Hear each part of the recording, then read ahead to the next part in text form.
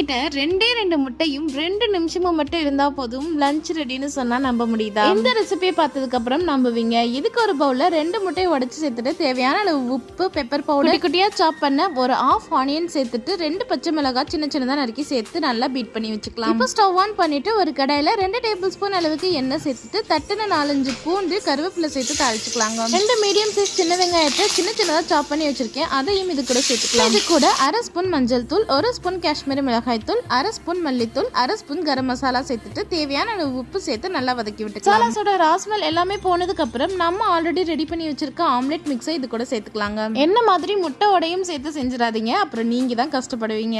Omelette நல்லா வெந்து வந்ததுக்கு அப்புறம் இது அப்படியே பிளேட்டுக்கு டிரான்ஸ்ஃபர் பண்ணி சூடான சாதத்தோட பிசைஞ்சு சாப்பிட்டா பிரியாணி என்னங்க பிரியாணி. இதை சாப்பிட்டு வந்துட்டு கமெண்ட் பண்ணுங்க. கண்டிப்பா நீங்களும் வீட்டில் ஒரு ட்ரை கொடுத்து பாருங்க. அண்ட் இதே மாதிரி இன்னும் நிறைய ரெசிபிஸ்க்கு நம்ம சேனலை சப்ஸ்கிரைப் அண்ட் ஃபாலோ பண்ண மறக்காதீங்க.